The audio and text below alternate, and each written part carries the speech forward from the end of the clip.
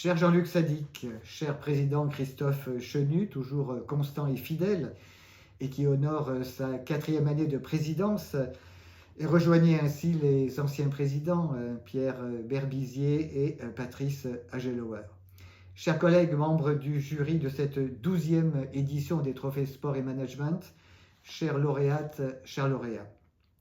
Dans l'incapacité d'être parmi vous ce matin, je tenais à vous passer ce message de soutien et de mobilisation.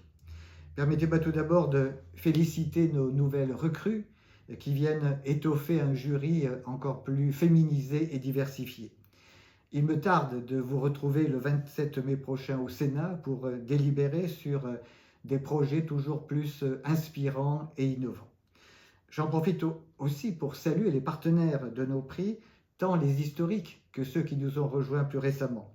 Vous assurez une part significative du financement de cette opération et favorisez ainsi la consolidation de notre structure. Soyez-en remerciés. En mes qualités de sénateur de la Creuse et d'élu local, de rapporteur pour avis du budget des sports et d'autre part comme ancien prof de PS, je trouve toujours autant de plaisir et d'intérêt à accompagner les trophées, de la sélection des candidats jusqu'à la remise des prix et la rencontre des porteurs de projets. Très concrètement, le contexte géopolitique et l'instabilité gouvernementale placent nos institutions sous tension, tant politique qu'économique, sociale, démocratique ou bien encore environnementale. Malgré cela, la France a livré des Jeux olympiques et paralympiques de Paris salués par tous comme un véritable succès sportif, populaire, sécuritaire.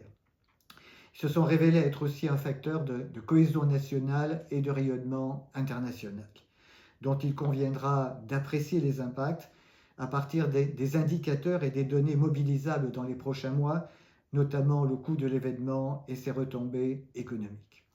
Cependant, je déplore que l'héritage matériel et immatériel des Jeux, inscrit au cahier des charges des JOP, soit à ce point compromis. La grande loi héritage, loi d'orientation et de programmation en faveur du sport, paraît à ce stade abandonnée. Le Parlement a fini par adopter il y a quelques semaines un budget pour 2025, exercice rallongé et particulièrement tendu, au cours duquel le sport a subi, à l'instar de presque toutes les autres missions budgétaires et programmes, des coupes réglées qui altéreront les politiques publiques sportives, notamment en matière d'insertion et d'éducation, et d'autre part qui adressent à tous un message plutôt négatif. En effet, les besoins et les attentes exprimés par l'écosystème et le mouvement sportif sont clairs. Construction et rénovation des infrastructures, alors que le report du plan équipement génération 2024 vient d'être acté. Développant la pratique, particulièrement chez les femmes, chez les jeunes, chez les personnes en situation de handicap. La promotion et le financement du sport santé afin de lutter contre la sédentarité et améliorer l'espérance de vie en bonne santé. Ou bien encore la pérennisation des emplois sportifs et la définition, le contenu du projet JOP des Jeux olympiques d'hiver Alpes françaises 2030. Les trophées ont notamment le mérite de se situer à rebours de cette tendance en promouvant des initiatives engagées, innovantes, soutenables et reproductibles.